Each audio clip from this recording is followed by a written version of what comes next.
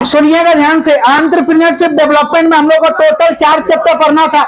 अच्छे से सुनो, ईडी का पूरा हम लोग रिवीजन कर रहे हैं। एंटरप्रेन्योरशिप डेवलपमेंट में टोटल हम लोग को 4 चैप्टर पढ़ना था। पहला चैप्टर था एंटरप्रेन्योर एंड एंटरप्रेन्योरशिप, दूसरा था हम लोग का various aspect of entrepreneurship, business idea and project report तीसरा था, और चौथा था resource mobilisation and entrepreneurship. 4 chapter था, चारों का चारों चैप्टर को रिवीजन करें, कंसंट्रेशन को एकदम हाईएस्ट लेवल पर रखिएगा। अच्छे से सुनिएगा। सबसे पहला दिन बताए थे कि ईडी का पढ़ाई हम लोग क्यों करते हैं। ईडी का पढ़ाई हम लोग इसलिए करते हैं ताकि बिजनेस को कैसे सेटअप किया जाता है, बिजनेस को कैसे बढ़ाया जाता है, बिजनेस को बढ़ाने के लिए क्या क्या चाहिए, किस किस चीज का मदद चाहिए, इसका हमको एक तो आइडिया लग जाए। इसलिए किसका पढ़ाई करते हैं भाई? Entrepreneurship development. एंटरप्रेन्योरशिप समझ रहे हैं क्या बोल रहे हैं? पहला है चैप्टर एंटरप्रेन्योर एंड एंटरप्रेन्योरशिप।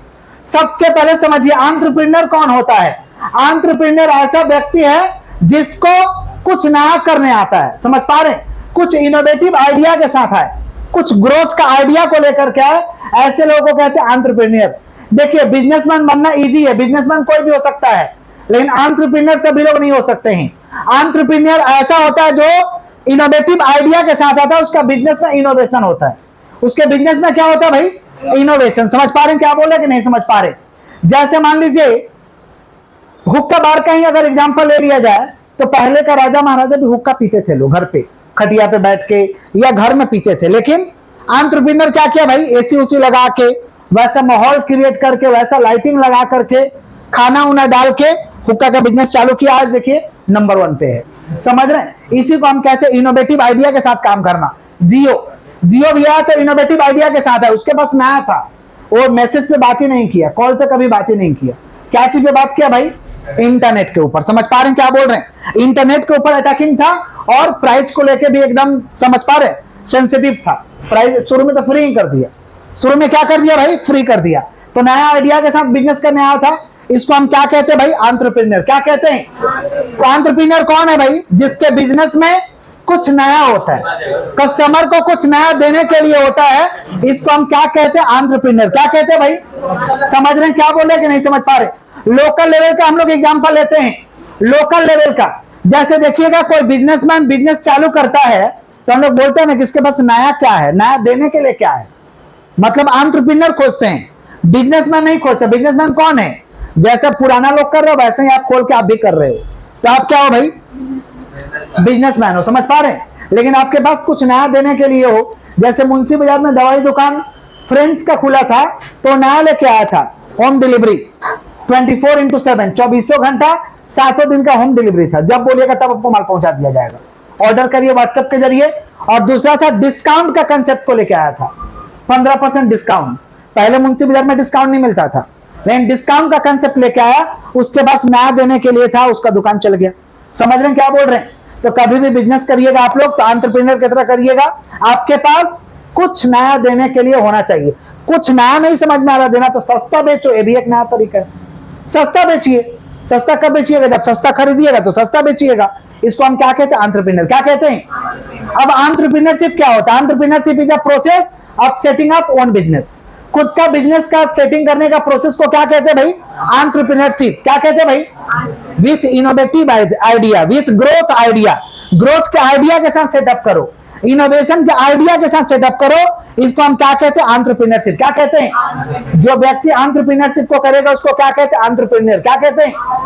तो बिजनेसमैन बनना आसान है, लेकिन एंटरप्रेन्योर बनना मुश्किल है। क्या है? एंटरप्रेन्योर कौन है?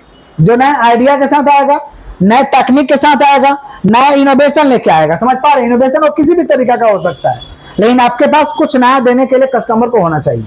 क्लियर है क्या? आगे बढ़े हम लोग। पढ़े थे हम लोग कि एंटरप्रेन्योर जो वर्ड आया था, ये कौन सा वर्ड से आया था भाई? French word entrepreneur. French word entrepreneur. Entrepreneur का मतलब क्या होता है? To undertake. टू क्या भाई? अंडरटेक। समझ पा रहे हैं? एंटरप्रेन्योर, एंटरप्रेन्योर कौन है भाई? जिसके पास क्या है? प्रोडक्ट भी है, प्रोडक्ट भी है और कस्टमर भी है। प्रोडक्ट भी और समझ पा रहे हैं क्या बोले कि नहीं समझ पा रहे? सुनोगे ध्यान से, ध्यान से समझिए। किसका बात करें? Features of entrepreneur. Features of entrepreneur का फीचर्स क्या होना चाहिए? विजन होना चाहिए। विजन माने दूर तक सोचने वाला होना चाहिए। विजन माने ऑब्जेक्टिव उसका होना चाहिए, विजन एंड मिशन ये होना चाहिए। इनोवेशन उसके पास होना चाहिए, do something new, do something better, कुछ नया करे, डू समथिंग कॉम्पिटिटिव करे, इनोवेशन होना चाहिए। रिस्क टेकिंग, रिस्क बचाने का क्षमता होना चाहिए। सेल्फ कॉन्फिडेंस होना चाहिए, आत्मविश्वास होना चाहिए एंटरप्रेन्योर के ऊपर, समझ पा रहे हैं।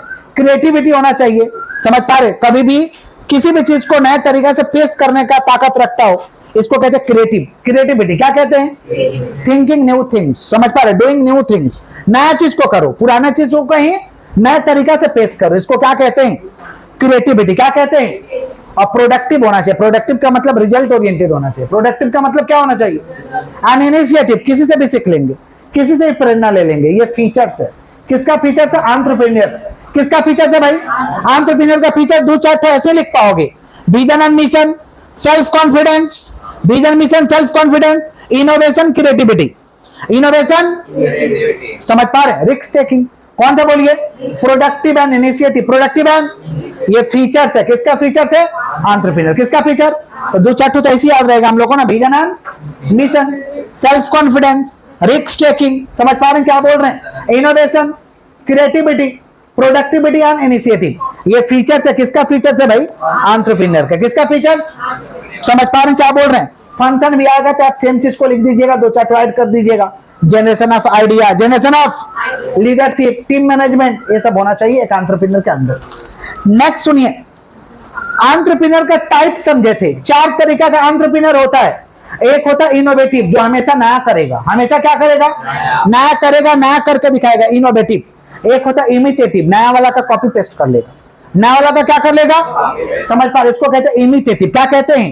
एक होता है फेबियन। फेबियन का मतलब होता है चेंज करेगा लेकिन अंतिम समय में उसको ऑप्शन नहीं रहेगा, तब जाके लास्ट में चेंज करेगा, इसको क्या कहते हैं? फेबियन। क्या कहते हैं? उसके बाद है ड्रोन। ड्रोन का मतलब होता है हमें लॉस हो रहा है लेकिन फिर भी चेंज नहीं करेंगे, वैसे ही बिजनेस करेंगे। समझ रहे हैं क्या बोल रहे हैं? इसको कहते हैं ड्रोन एंटरप्रेन्योर। क्या कहते हैं? अपना बात नहीं करना, सुनना है, समझना है। समझ रहे? ना समझना है तो पूछना है। नेक्स्ट हम लोग का एंटरप्रेन्योरशिप का डेफिनेशन समझाया था कि entrepreneurship is the process of setting up own business with innovative idea, growth idea. समझ पा रहे हैं क्या बोल रहे हैं? Elements of entrepreneurship. एंटरप्रेन्योरशिप के एलिमेंट्स क्या है भाई? एंटरप्रेन्योरशिप के एलिमेंट्स है रिस्क टेकिंग, रिस्क उठाने का क्षमता होना चाहिए, विजन होना चाहिए, इनोवेशन एंड क्रिएटिविटी।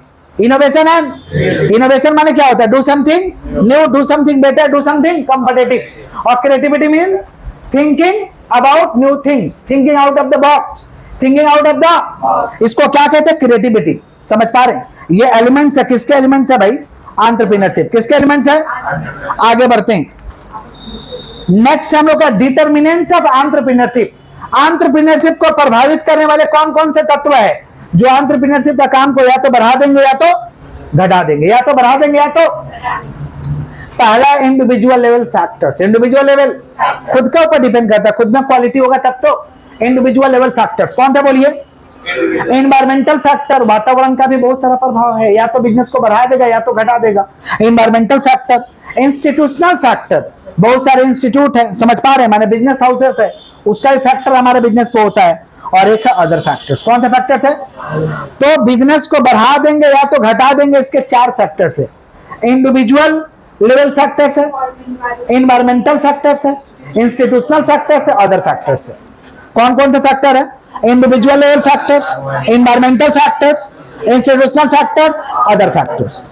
आगे बढ़े, क्रिएटिविटी का डेफिनेशन लिखना है। Creativity means thinking new things, doing new things, समझ, thinking out of the box, इसको क्या कहते हैं? क्रिएटिविटी। क्या कहते हैं भाई? नेक्स्ट है innovation means do something new, do something better, do something competitive. Clear है क्या? इसको क्या कहते हैं? इनोवेशन। क्या कहते हैं भाई? अब बताइए कि इनोवेशन का फीचर्स बताना है। इनोवेशन का क्या फीचर्स होगा भाई? पहला फीचर्स रिस्क टेकिंग, कुछ नया करोगे तो रिस्क है, कुछ नया करोगे तो क्या है? रिस्क टेकिंग होना चाहिए। कस्टमर फोकस, कस्टमर पे लगातार फोकस होना चाहिए। इनोवेशन कर रहे हो तो कस्टमर पे ध्यान नहीं रखोगे, इनोवेशन फेल हो जाएगा। इनोवेशन क्या हो जाएगा? तो risk taking, customer focus. Risk taking, problem identification, problem को समझो कि प्रॉब्लम क्या है, उसके हिसाब से अपना प्रोडक्ट को बनाओ। प्रॉब्लम आइडेंटिफिकेशन होना चाहिए, समझ पा रहे हैं? Creativity and idea generation, creativity होना चाहिए हमेशा, और आइडिया लेते रहो, कहीं से भी मिले आइडिया लेते रहो, समझ पा रहे हैं? तो ये क्या भाई? फीचर्स है। किसका फीचर्स है? इनोवेशन। और एक और है कि ओपन माइंडनेस होना चाहिए, एकदम खुला दिमाग वाला, किसी भी चीज को समझ लेंगे, भाप लेंगे, समझने का क्षमता होना चाहिए, समझने का क्या होना चाहिए। तो इनोवेशन का फीचर है कि ओपन माइंडनेस, रिस्क टेकिंग, समझ आइडेंटिफिकेशन ऑफ प्रॉब्लम, समझ पा रहे हैं क्या बोल रहे हैं, और क्या कस्टमर फोकस, कस्टमर क्रिएटिविटी का फीचर सिखाए थे। फीचर्स क्रिएटिविटी का सिखाए थे कि ओरिजिनलिटी होना चाहिए, माने ओरिजिनल चीज होना चाहिए। अब ऐसा चीज मत सोच लो कि उल्टा पुल्टा हो। क्रिएटिविटी तो बोला सोचो आउट ऑफ द बॉक्स, लेकिन जेन्युइन चीज सोचो जो ग्राउंड लेवल पे सक्सेस हो, ग्राउंड लेवल पे काम करे। अब ऐसा चीज मत सोच लो कि ग्राउंड लेवल पे काम ही ना करे। कितना लोग नहीं होता बकवास करता, ऐसा ऐसा बात बोलता जो हो ही नहीं सकता, तो वैसा बकवास नहीं सोचना है। तो ओरिजिनलिटी होना चाहिए, प्रॉब्लम सॉल्विंग, प्रॉब्लम सॉल्व करे, समझ पा रहे हैं, लोगों का प्रॉब्लम को सॉल्व करने वाला आपका आइडिया होना चाहिए। अडेप्टेबिलिटी, सिचुएशन के हिसाब से चेंज कर देंगे, लोग अडेप्ट करें हमारे प्रोडक्ट को, समझ पा रहे हैं। विजनरी थिंकिंग, दूर का सोचने वाला होना चाहिए, दूर का क्या होना चाहिए। और क्रिएटिविटी में भी तो रिक्स है ना, रिक्स टेकिंग, कौन सा बोलिए। जहां पे लोग फ्री में बर्तन मजते थे वहां पे क्रिएटिविटी किया गया, लैग स्कॉच बाइट, तो रिक्स था कि नहीं, जनता किनेगा कि नहीं किनेगा, और वो लोग प्रचार पे इतना खर्चा कर दिया। लोगों को स्कॉच बाइट के बारे में थोड़ी ना आइडिया था, प्रचार करके बताया गया कि अब बर्तन आपको रसरी से मसने का दरकार नहीं है, छाई से मसने का दरकार नहीं है, बोरा तो देख लो, बोरा प्लास्टिक से मसने का दरकार, अब स्कॉच बाइट विम बार साबुन से आप बर्तन को मैसिए। तो रिक्स नहीं था क्या, रिक्स था कि नहीं था, लेकिन प्रचार किया, इतना खर्चा किया, समझ रहे हैं क्या बोल रहे हैं। लेकिन ओरिजिनल चीज था, बर्तन तो लोग मैसते थे, तो उस पे लोग शिफ्ट हो गए, ओरिजिनलिटी था। प्रॉब्लम सॉल्विंग था, प्रॉब्लम तो था ही समाज का, समझ, एडेप्टेबिलिटी, लोग ने अडॉप्ट किया उस चीज को। विजनरी थिंकिंग, दूर का सोचने वाला होना चाहिए, और रिस्क टेकिंग, रिस्क उठाने वाला होना चाहिए। आगे बढ़े, नेक्स्ट था हम लोगों का कॉन्फ्लिक्ट इन फैमिली बिजनेस। सुनो ध्यान से, फैमिली बिजनेस क्या होता है रे बाबा।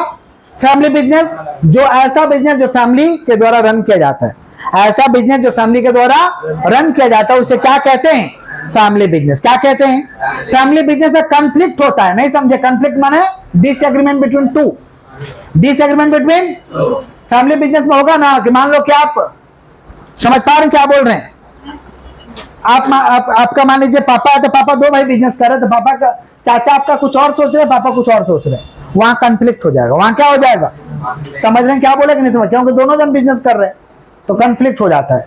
तो इसका रीजन क्या है, रीजन यही है कि सक्सेशन एंड लीडरशिप नहीं होता है, माने बिजनेस का मेन कौन होगा, लीडर कौन है, ये नहीं पता होता है, सब लोग अपने आप को लीडर समझने लगते हैं, यहाँ पे दिक्कत होता है, समझ रहे हैं। Unequal distribution of responsibility and rewards, profit भी अनइक्वल दिया जाता है, किसी को कम किसी को ज्यादा, और जिम्मेवारी भी किसी को कम किसी को, ये सब प्रॉब्लम आता है, समझ पा रहे हैं। कम्युनिकेशन एंड डिसीजन मेकिंग, बातचीत करने का कोई ढंग नहीं रहता है, निर्णय लेने का कोई सिस्टम नहीं रहता है। Difference in personality, difference in personality का मतलब क्या होता है, कोई किसी और लेवल का है तो कोई कुछ पर्सनालिटी के हिसाब से सोच आता है ना रे बाबा। डिफरेंस इन कौन सा, पर्सनालिटी। कॉन्फ्लिक्ट ऑफ इंटरेस्ट, नहीं समझे, कॉन्फ्लिक्ट ऑफ, समझ रहे, मान लीजिए आप बिजनेस करने में बिजी है और आपका भैया भाभी में बिजी है, ये होता कॉन्फ्लिक्ट ऑफ इंटरेस्ट, नहीं समझे, माने घर फैमिली में बिजी है, समझ रहे। हाँ एग्जांपल दे रहे हैं हम वीडियो का कोई बात नहीं है। कॉन्फ्लिक्ट ऑफ इंटरेस्ट, इंटरेस्ट में कॉन्फ्लिक्ट हो जाता है, हम काम पे पूरा फोकस है और घर वाला लोग किसी और चीज पे फोकस किया है, तो गड़बड़ हो जाएगा। हाँ कॉन्फ्लिक्ट ऑफ इंटरेस्ट क्लियर है क्या, सुनो बात नहीं है, रीजन बात नहीं, रीजन ऑफ कॉन्फ्लिक्ट इन कौन सा बिजनेस, फैमिली बिजनेस, कौन सा, तो आराम से याद रखिएगा, सक्सेशन एंड लीडरशिप, समझ पा रहे हैं। उसके बाद difference in personality, conflict of interest, conflict of unequal distribution of responsibility, unequal distribution of, इसको सोल्व किया जा सकता है।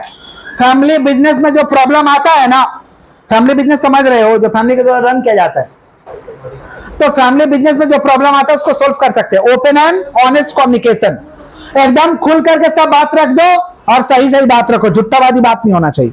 ओपन एंड ऑनेस्ट कम्युनिकेशन है बालक, सुनो ओपन एंड कौन सा बोलिए, honest communication. Defined role and responsibility, किसका क्या काम है, किसका क्या जिम्मेवारी, एकदम डिफाइन कर दो, किसका क्या काम है और किसका डिफाइन कर दो एकदम।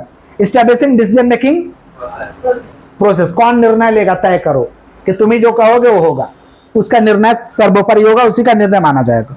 डिसीजन लेने वाला बताओ। सीक प्रोफेशनल एडवाइस, दरकार पड़े तो एक ठो प्रोफेशनल व्यक्ति को रखो कि उससे एडवाइस लिया जाए टाइम टू टाइम, नहीं समझे। फिर क्या भाई, separate business and personal relationship. Personal relationship को अलग रखो, बिजनेस का रिलेशनशिप को अलग रखो। पर्सनल रिलेशनशिप अलग है, घर में आप मेरा भाई होंगे, यहाँ पे आप स्टाफ पे काम करिए, बात खत्म। घर पे आप मेरा बच्चा होंगे, यहाँ पढ़ने चुपचाप पढ़िए, नहीं समझे? Separate relationship. नहीं समझे क्या बोले कि नहीं समझे? समझ में आ रहा? जैसे मेरा भाई क्लास 12 में हमसे पढ़ने आता था, तो मेरा घर में भाई था, यहाँ नहीं था। यहाँ पढ़ाई करिए और जाइए चुपचाप यहाँ से, नहीं समझे? यहाँ पे आपका भैया भैया नहीं, हम यहाँ पे आपका सर है, पढ़िए और घर जाइए। अपना बेटा को मारते हैं सर स्कूल में? हाँ, देते हैं खाने पर। आइए, वहां पे तो हम उसका टीचर है, पापा तो रही है, बात खत्म। मेरा स्टूडेंट है। क्या चीज? वहाँ पे क्या बोलता है? वो बोलता ही नहीं है। आइए, पहला क्या भाई, ओपन एंड कौन सा communication? Honest communication. Open and defined role, बात नहीं, डिफाइंड रोल्स एंड किसका क्या रोल है, किसका क्या जिम्मेवारी है, फिक्स कर दो। Establish decision making process, decision making process को तय करो, कौन डिसीजन लेगा। फिर क्या, सीख प्रोफेशनल एडवाइस। रामायण में प्रोफेशनल एडवाइस नहीं लेता था लोग, रामायण में समझ पा रहे हैं? राजा दशरथ के घर एक रखा गया था ना, जो पढ़ाए थे, टीचर थे, उनको रखा गया था, उन्हीं से पूछा जाता था क्या किया जाए, तो एक एडवाइस देते थे। समझ पा रहे हैं क्या बोल रहे हैं? आगे बढ़ते हैं। सीख कौन सा एडवाइस भाई? Professional advice. कौन सा? बोलने दीजिए। Separate business and personal relationship. Personal relationship अलग रखो, बिजनेस का रिलेशनशिप अलग रखो।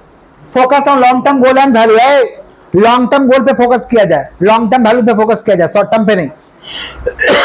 आगे बढ़े। अच्छा, इस चैप्टर में था कुछ बिजनेसमैन के बारे में पढ़ना था। समझ पा रहे हैं क्या बोल रहे हैं? जैसे धीरू भाई अंबानी के बारे में बोले थे। धीरू भाई अंबानी का क्या कहना था भाई, कि जल्दी सोचो जल्दी करो, जल्दी सोचो जल्दी करो, क्योंकि आइडिया पे किसी का मोनोपोली नहीं है। आइडिया पे किसी का मोनोपोली, आप सोचे, सोच लिए तो करो, आपके आइडिया पे आपका अधिकार नहीं होता है। समझ पा रहे हैं? और थिंक बिग स्मॉल स्टार्ट, बड़ा सोचो और छोटे लेवल से स्टार्ट करो। समझ पा रहे हैं क्या बोल रहे हैं? और भी बहुत सारे बिजनेसमैन हैं जिनका बुक में हम दिए हुए हैं, देख लीजिएगा। नेक्स्ट चैप्टर हम लोगों का chapter 2, various aspect of entrepreneurship. अच्छे से सुनिए। इसमें सबसे पहले समझे थे हम लोग एस्टिमुलेशन। क्या समझे थे? एस्टिमुलेशन माने सपोर्ट करना। क्या करना? चाहे पैसा से सपोर्ट करो, या मेंटरशिप से सपोर्ट करो, या एडवाइस के जरिए सपोर्ट करो, या मोटिवेशनल रूप से सपोर्ट करो। हर तरीका का सपोर्ट को हम क्या कहते हैं? एस्टिमुलेशन। क्या कहते हैं? दो तरीका का एस्टिमुलेशन होता है, प्राइवेट एस्टिमुलेशन, पब्लिक एस्टिमुलेशन। जब कोई प्राइवेट व्यक्ति अपने लोगों को एस्टिमुलेट करेगा, जैसे मान लो आपके पापा बोल रहे हैं कि बेटा ये वाला पढ़ाई करो, ऐसे करो, ये वाला बिजनेस करो, या आपके माताजी कह रहे हैं, या आपके भाई कह रहे हैं, या आपका दोस्त कह रहा है, या कोई आपका बिजनेसमैन दोस्त है वो बोल रहा है कि ऐसा बिजनेस करो तुमको ज्यादा फायदा करेगा। इसको कहते हैं प्राइवेट एस्टिमुलेशन। क्या कहते हैं? समझ पा रहे हैं क्या बोल रहे हैं? प्राइवेट एस्टिमुलेशन मींस, समझ पा रहे हैं, सपोर्ट फॉर कौन सा activity? Entrepreneurial activity by the private firms, individuals, by the private firms, और इसको क्या कहते हैं? प्राइवेट एस्टिमुलेशन।